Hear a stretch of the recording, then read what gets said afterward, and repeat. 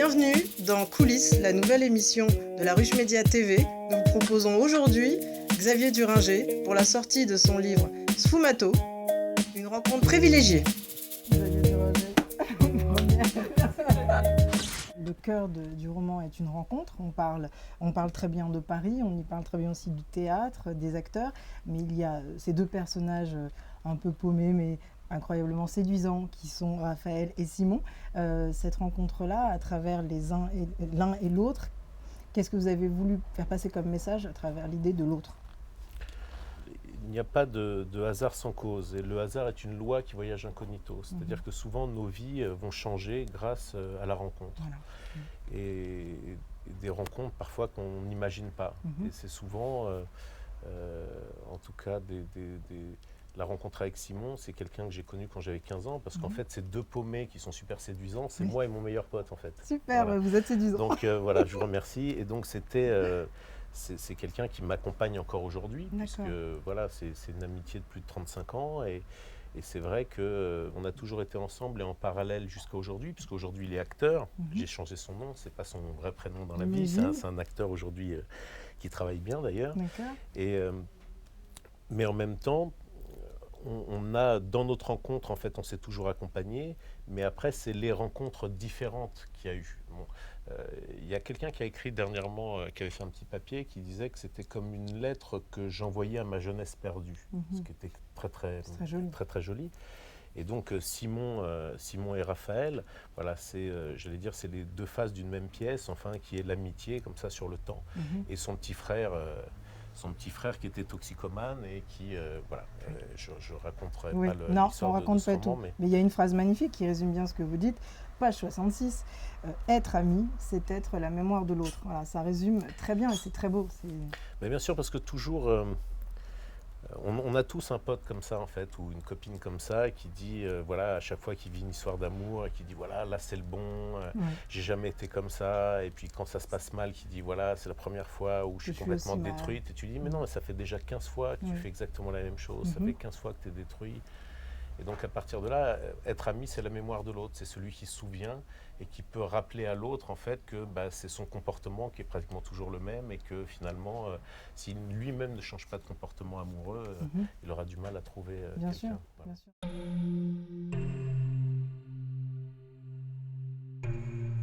Il y a une régression absolue en fait de la pensée.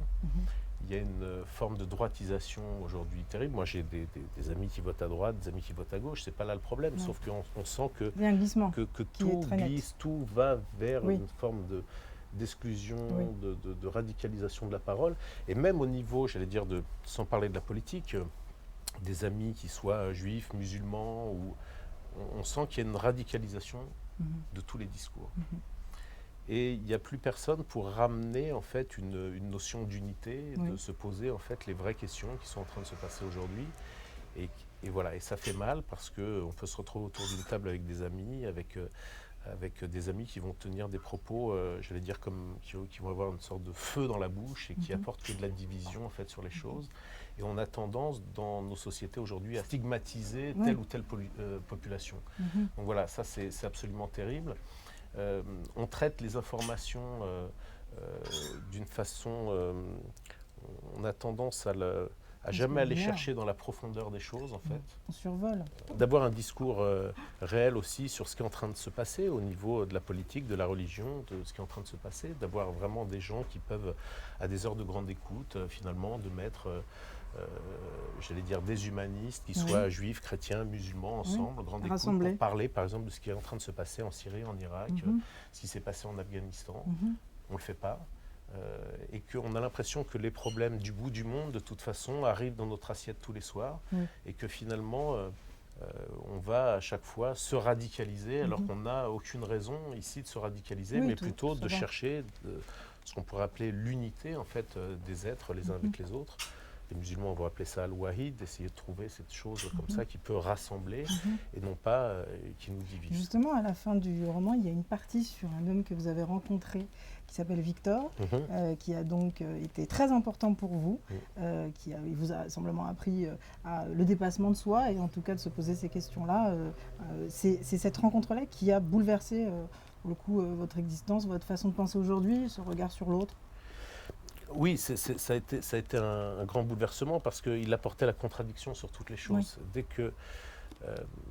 Dès que j'affirmais quelque chose, il avait une forme de pensée où il m'imposait le contraire de cette pensée-là, et je trouvais que même dans le contraire, sa pensée était juste. Et oui. Donc d'apprendre à penser en fait à chaque fois le contraire, ou en tout cas de sous-peser les choses. Voilà. Et c'est quelqu'un qui la première fois m'a dit, voilà, si tu veux comprendre ce qui se passe aujourd'hui, par exemple en Syrie, en Irak, en Afghanistan et partout dans le monde, qui sont les Iraniens, les Perses, qui étaient Cyrus II, pourquoi il y a des Juifs encore aujourd'hui en Iran, pourquoi cette diaspora-là, qu'est-ce qui s'est passé avec le premier temple, qu'est-ce qui se passe, voilà. Il faut que tu comprennes ce qui s'est passé, l'histoire sur 5000 ans, voire sur 10 000 ans, voire même plus. Sinon, tu ne comprendras rien de ce qui se passe. Et c'est ce qui manque aujourd'hui. Parce qu'en fait, chacun porte une sorte de mémoire, j'allais dire d'ADN, d'Éden perdu, en fait, où on est tous en train d'essayer de chercher une sorte notre paradis, que ce soit notre paradis artificiel ou que ce soit un endroit comme ça où on se sentirait juste bien et juste bien avec l'autre.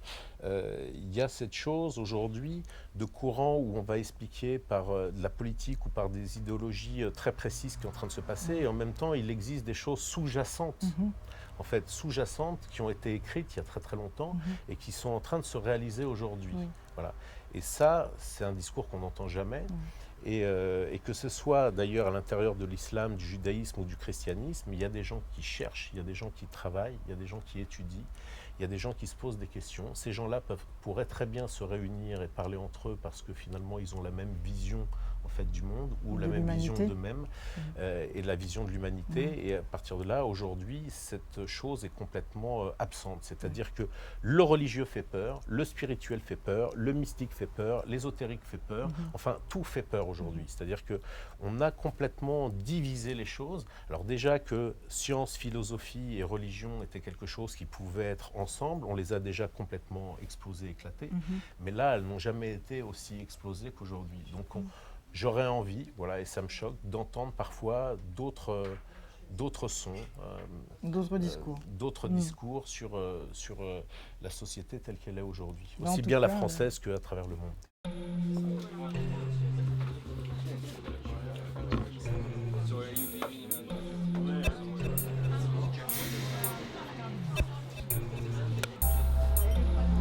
Allez, et puis on se voit bientôt pour l'interview.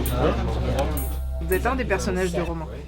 Oui, non seulement, mais je le connais depuis en plus de ça, depuis très longtemps, et plus, voilà, donc je ressens sa recherche, sa quête de quelque chose d'inquiétable. D'insondable. Voilà, c'est tout à fait. Comme disait l'autre, le résultat c'est une cabale. Oui, très bien. Voilà. Merci, je vous remercie.